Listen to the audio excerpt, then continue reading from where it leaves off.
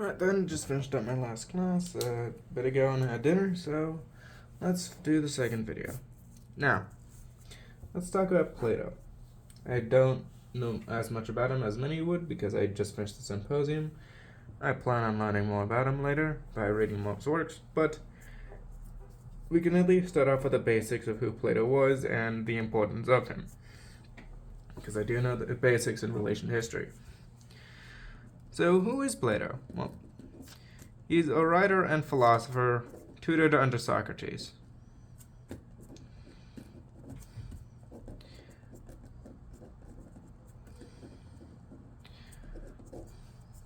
Now, Socrates, for those who don't know, was a famous Athenian philosopher.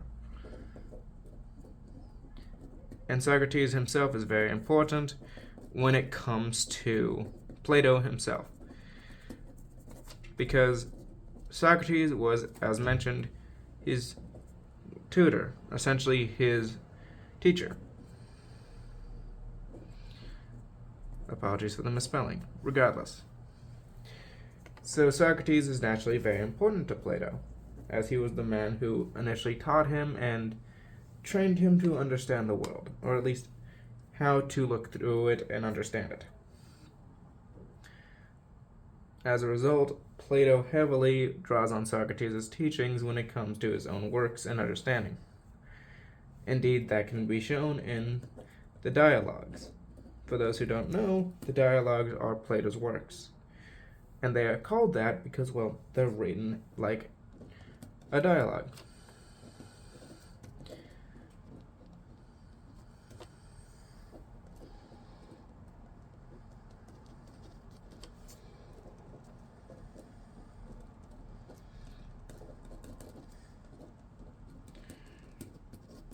For example, the one I just finished, the symposium, was written from the perspective of a banquet, with Socrates discussing with many others the nature of love. Eros, in general, was the big one, but of course they addressed friendly love and the idea of people they care for, that who are friends, and other such things. And also the love of a mentor. And of course drunkenness, because it's the Greeks, as is Greek. Regardless, Plato and his dialogues are very important, especially for how we understand ancient Greek thought. Because while there's a lot of variety in ancient Greek thought, from what we can tell, the dialogues are a very important one when understanding them, because, well, the entire point of how Plato is writing it is like a dialogue. It's like an interaction between two people, so we see multiple perspectives. And as a result, there are things that are naturally different. For example, you'll have those who make an argument of, this is moral because the gods will it, seeing those who clearly are thinking in terms of just follow divine authority, divine law. And Socrates, of course, questions that, and we get a conversation using what is now called the Socratic method. And so what this does is it shows the perspectives on especially Athenian life and understanding. And so this gives us an idea of that to a lesser extent than, say, just literally reading what each person says. But, of course, we don't know what each person says, both due to lost texts, but also not everyone was literate in the past. Go figure. Not everyone's literate now, as a matter of fact. But thanks to the dialogues, we get a perspective into the past, but we can also start to solidify the philosophical beliefs of Socrates, and to a much greater extent Plato, because he's the one writing it. Socrates, to some extent, was basically a voice for Plato, instead of speaking himself, because Socrates was, well, his tutor and teacher. The man who taught him how to think and eventually develop his own beliefs. Several of Plato's works include The Republic, Laws, and the Symposium, all of which massively influence how we understand his beliefs. And he was very notable for believing in basically the idea of philosopher kings. The idea that a wise man should be king. Also, I just realized I made a mistake up there. Apologies. And so Plato's beliefs heavily centered on the idea of a philosopher king. The idea that a learned man, an intelligent one, should lead a country. Go figure, the philosopher believes he should be in charge. Or at least someone like him. But Plato also has other ideas, forms, and other such nonsense. As stated, I can't go too in depth because I don't know as much about him as someone who extensively studies him. If someone wishes to talk more about it, they're welcome to. But what is important, at least for the average person to understand, is Plato is one of the big people when it comes to understanding what is right and wrong. Because Socrates, in particular, Plato's mentor, taught the Socratic method and also demonstrated the point of basically pushing a moral system to its edge. For example, if you believe, well, God says this, and so I must do this, then just as easily that person can turn around and say, well, if God commanded X instead of Y, would you do X? And if so, yes, would that mean you would be willing to do Z, which would be considered now an immoral action, if previously agreed? Essentially, the Socratic method is to poke at a person's ideas, pushing them to their logical conclusions, and basically jabbing them in a line of reasoning where they don't want to be. Now, that's not the necessary intention, but it's basically to break down an idea until you reach its base components, challenging it constantly and saying, okay, if you believe this, this, and this, then so forth, you must conclude this. By breaking it down to its components, and then pushing those components where they would naturally lead, you get, of course, the end results of a belief, an ideology. And this is important, especially given at the time a big problem with Athenian governance was demagoguery and sophism. People who could make good arguments, but not logical ones. So a person could basically say, free puppies for everyone, in a very convincing way, and people would follow their lead, without actually having any proper basis for that belief.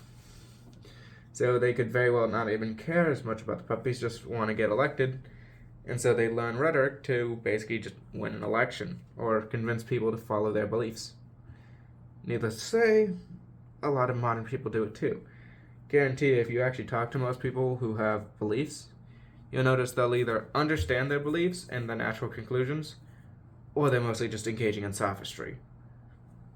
Generally speaking, that's what you will see, because that's what tends to happen. Either you investigate your beliefs to their end conclusions, and make a basis of that conclusion important for your logic, or, and this is what tends to happen, especially for those who have conclusions they don't want, but still want to push it because it sounds like the initial ideas are good, they'll make sophistry. They'll appeal to people on the basis of, well, this sounds good and the rhetoric's great, therefore we should do it. Even if the logic externally, so not externally, internally, is poor. And so, the whole point of Socrates was basically challenging the sophists. Naturally speaking, this created a lot of issues. But in the end, of course, Socrates does die. In fact, Athens executes him.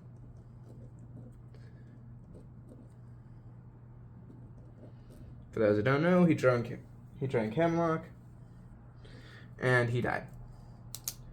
And one of the big reasons was because while Plato was a titular student of his and did do well, Socrates unfortunately tried to teach another person, Alcibiades. And what's important to note about him is he's actually included in at least one of Plato's dialogues, specifically the Symposium. And if you actually read up on Alcibiades, he was notorious for being a very immoral person. He was debauched, greedy,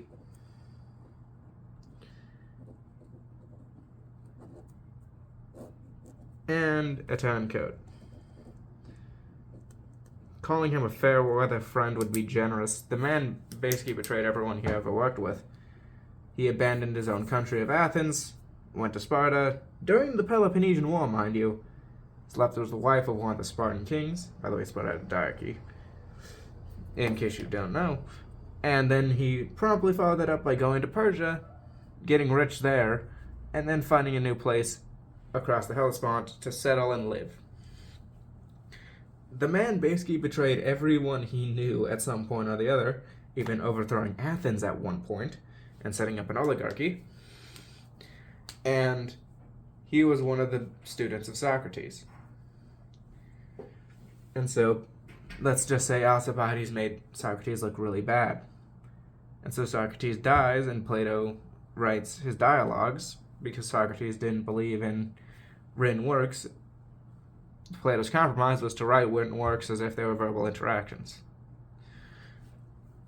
And so, naturally, Plato has a very specific worldview when it comes to this, and you can see it in his dialogues. He very much emulates Socrates, and even after he starts communicating his own thoughts without speaking through Socrates, he still very much plays to Socrates' beliefs and ideas. But naturally, he also has to acknowledge several of the failures of his own system and the system he lives in. After all, think about it. If one man like Alcibiades is able to result in massive chaos for the Athenian state, and said Athenian state also betrays him and his teacher on a whim due to the influence of Sophus and Alcibiades, and let's face it, Athens lost a great mind through that. Well, then think about it. Would that really be the best state to exist in? No. And that's why you see his later works, where he tries to basically say, what should the law be? How should a country be run? That's where you get the republic and other such things. It is out of that route. I'm good at history. Well, at least decent. I wouldn't say I'm good. Just decent enough. But that history plays an important role when it comes to Plato because within the context of everything you would read about Plato, all the things people try to take away on love, on politics, on whatever, it's all based within this framework of a city, Athens, which is doing decent at the time. It's at arguably the height of its power in the Peloponnesian Wars with its Delian League. But even with such power, even with such a great state, it falls to demagoguery, to people like Alcibiades who, just because of their looks and their wealth and their influence, are able to turn the state into a nightmare, an inefficient state, one where people suffer and die because of petty ambitions. And so naturally, that's going to characterize Plato's beliefs, just as Thomas Aquinas is going to be characterized by the medieval setting he found himself in, or Aristotle characterized by the late classical period that he so experienced. All of these ideas come with that background. Plato is essentially a reflection, to some extent, of the Peloponnesian War, that period in the classical age where Athens is at its peak, where it's at its greatest of its competition and its interest in democracy. And he watches as that democracy and those beliefs lead Athens to be defeated by Sparta, occupied by an oligarchy, an even worse one than the one made by Alcibiades, I should add, and lose much of its influence on the greater geopolitics of Greece. Thebes would later rise from the ashes and then lose its power, and then eventually Macedon would come in. But Plato was at the tail end of Athens' fall, and he writes within that context. It'd be like if someone, for example, at the fall of Rome, right after Rome's major losses, potentially even the sack of Rome, and they're asking, how should Rome have been governed? How should people have behaved? Another example might be with Carthage, if you know the story of Carthage. Someone writing at the end of the Second or First Punic War saying, what should we have done differently to ensure that we had won against Rome? That should we have lasted, to have preserved our beliefs and our people? That is what Plato is essentially experiencing at his time. And combine that with his education on Socrates, and it's very useful for understanding the writings of the man himself. I'm going to get to Laws and Republics eventually, or the Republic, and hopefully I'll be able to read it soon, assuming I remember. Feel free to remind me if you wish, because I would like to actually read it and not be lazy.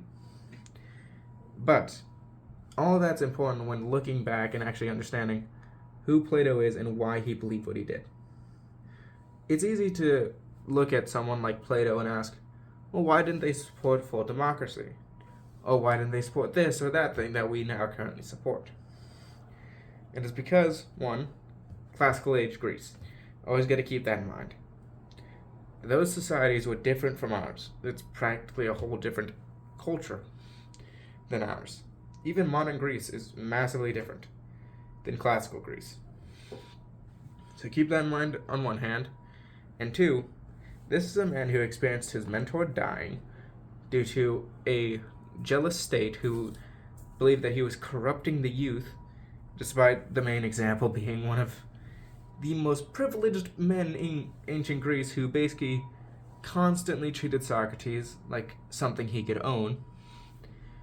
And the same government which killed his teacher was losing the Peloponnesian War due to listening to aforementioned idiot, as well as continually abusing its own city-states and making bad calls. In large part thanks to the demagoguery of people like Alcibiades. And so you have to have that in mind, that context. In fact, honestly, just as a quick aside in regards to Alcibiades, if you want to look at the pinnacle example of why demagoguery is one of the worst things in a democratic or even republican system, look at Alcibiades. The man was beautiful, influential, he was rich, and had good connections. He had ties with Socrates and several other important people. And he basically took democratic Athens from one of the leading states of Greece to a people who lost to the Spartans. One of the richest countries, leaders of one of the most notable leagues at the time, got crushed by the Spartans with the navy. Yeah, they lost their navy, Athens, the naval power, to the Spartans. And Syracuse as well, but that's another story.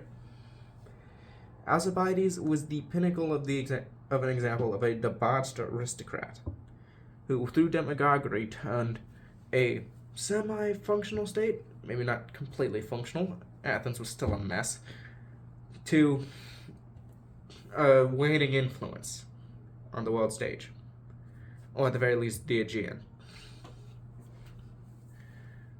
And so back to Plato, always keep that in mind.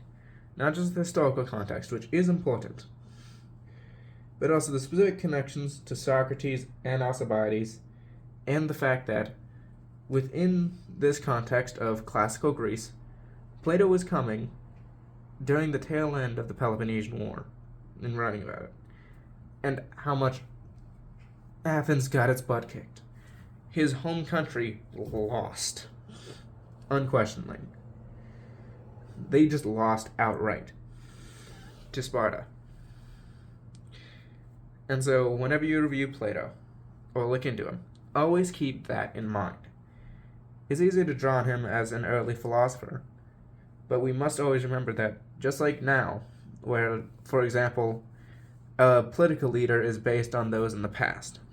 For example, Clinton learned from Reagan and the New Dealers like FDR. The Bushes, of course, learned from Reagan and Clinton. Well, maybe not senior, but still. Obama learned from the previous. So did Biden, so did Trump, etc. And how they all naturally gain from the previous and adapt to it based on what happened during their presidencies. At the same time, that was also true with Plato and the people around his time. People build off of each other and the current experience in the past.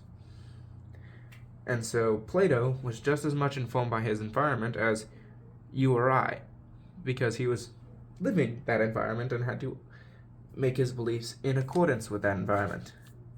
It wouldn't really make much sense for Plato to start saying, give women all the rights in the world in heavily sexist Athens, or say, we should free all the slaves in the Helot-reliant Sparta.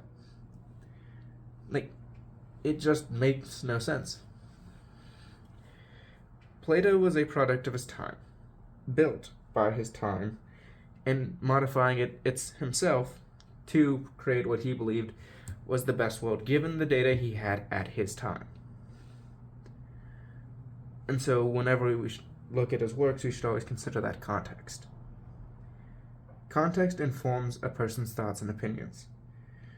Just as whether or not this coin was printed with a certain face determines what you think of it, so too can context determine how much you value or not value certain principles. Thank you for watching. Have a good day.